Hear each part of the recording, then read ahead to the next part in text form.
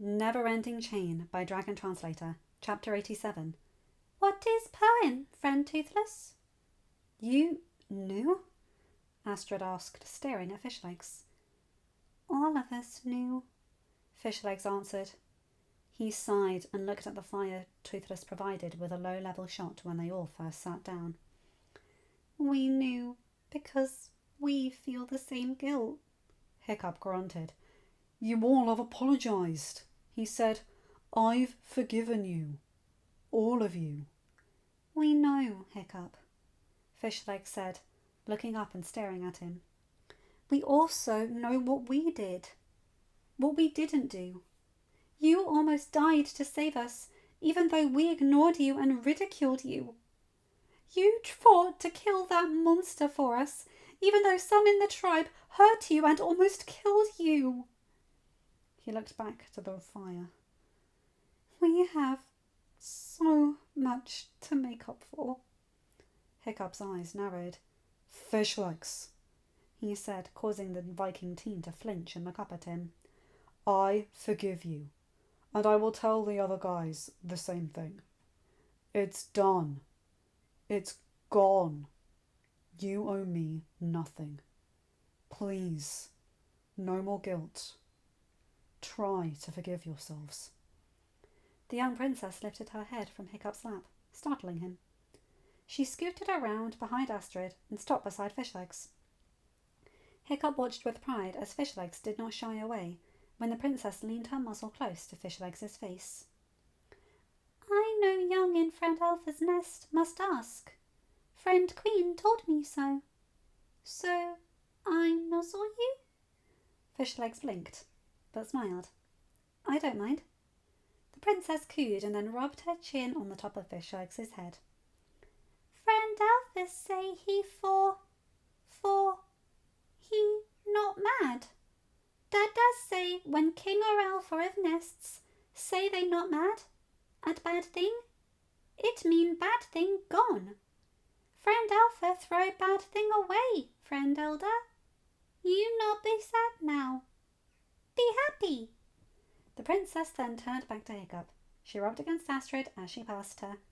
You no feel sad too. Be happy now. The princess laid her head in Hiccup's lap when she reached him. She looked up at him and smiled. I tell them, friend Alpha. They listen now. Hiccup returned her smile and scratched the top of her head. She cooed and nuzzled into his belly. My little sister, the prince said, chuckling.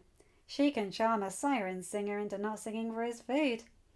Big brother teasing again, the princess said. He know now I see him.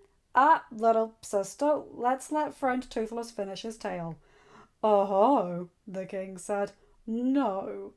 Daughter, what did you see? Big brother nuzzle female that visit him at times. The king and queen turned to stare at their son. The prince ducked his head, took a deep breath, and then lifted his gaze and stared at his parents. I love her, he said. I realised that when I was taken, and I was sure I would never see her again. Have you spoken to her parents? The queen asked. The prince blinked. You're not mad? Why would we be? The king asked. Unless you have violated civility laws or dishonoured her or yourself. But she's not from here, and not a high rank. Son, you have met your father, right? The queen asked. Mother, great-grand-aunt said royal blood must stay royal. She said it was allowed with you and father, and was scared it would come back to hurt the nest. Hiccup blinked when the queen, king, and the head elder hissed. The tide glider that had been asked to scare Astrid and the princess grunted, and the thin horns on either side of his head rattled. Dead 2 seasons and still causing chaos, the tide glider muttered. Son, that female clung to the past until her last breath. The queen said, she tried to forbid my matehood to your father, but mother put her in her place. I wish I knew she had tried to spew that stupidity to you. The queen looked at her oldest daughter. Did she tell you the same thing? Yes, mother, many times, The king and queen grunted. You are both free to love who you love, so long as they are honourable and follow civility laws. The king said, Son, next festival, invite her over. We want to meet her. Yes, father. Thank you. The king tipped his head and then looked back to Toothless. Please, finish your tale. There's not much left in it, Toothless said. I know many nests believe elders were the reason civility laws were established, but the tales of my nest show that ancestor and that human he saved were the main reason the war stopped. Toothless looked to Hiccup. The human in the tale reminds me of you, brother. He was looked down upon by his flock. His father did not believe he would amount to so much. His cousin beat him frequently. Yet he still worked to better his flock. He strived to ensure his flock had fish to eat. The tales say my ancestor and the rest of the nest learned unconditional love from the human's actions, and the human learned to stand up for himself by being around the dragons. How did they end up being the ones to end the wars? The older princess asked. The old tale, the head elder exclaimed, looking at Toothless. Your ancestor was the reason the human with fire in his hands had his flock of humans save those elders left to die. Aye. By that time, my ancestor and his rider had convinced many in the humans' small flock that there was more to everything going on than they realised. When that massive tusked king fought the lava dweller and left his elders to die, those humans were ready to save them and nurse them back to health. By that time, humans close to my ancestor's rider had already bonded to some dragons, so it was with those elders, the humans in that flock, those bonded to the dragons, that helped devise civility laws. How? Fishlegs asked. You said your ancestor could not understand the human. How did they talk? When the magic in the dragons connected to the magic in the humans, it created the common tongue. That human's magic had been something he had been ashamed of, because his father thought it a shameful thing. But, turns out, he was the grandson of the mage who saved my ancestor. The grandfather taught the grandson in secret, and upon bringing peace, the human's father acknowledged him and asked forgiveness for all he had done to the human. How does that give any clues to Hiccup's power?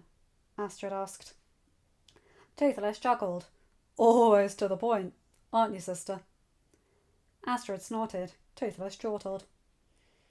After civility laws were established, and the human and my ancestor, as well as the other human and dragon pairs, swore to ensure the peace they started continued, a poem was created. My father believes it to be a human word we have lost the way to say, but it tells of what is to come. You mean prophecy? Gita asked. I guess. What is towing, friend Toothless? We only know the common tongue and the old tongue part of it. The human tongue and mage tongue portions were lost to time. But what we do know goes like this. Love dwells in a heart true, gives the skies to black tainted blue, brings peace anew. Soul holds the roar, the call. Forgiveness frees the enthrall. The Alpha protects them all. End of chapter. Hi guys, hope you enjoyed this one. I love this. Fishlegs coming forward with his grief. It's one thing when it's Astrid and it's stoic. It does not take away from how significant it is. I will clarify that right now. But this is like it is with Snotlout. Hiccup wasn't just rejected by his father and the girl he liked. He was rejected by his own peers. Everybody. And these apologies are very important. Even though Hiccup does forgive, they have to remember to forgive themselves. It's very important. And that amazing bit of lore, what with the ancestors and the human with fire in his hands, so a mage with fire powers, was similar to Hiccup. That is incredible lore. I love it. And of course there's a prophecy. Funnily enough, I don't actually like prophecies that much, but pretty much every story I know that I like, it has a very significant prophecy in it. So I'm not shocked my favourite How to Train Your Dragon fic has this. It just feels like salt law, you know? Anyway, you guys know the drill. Like, comment and subscribe and hit that bell to get notified for whenever I upload a new video.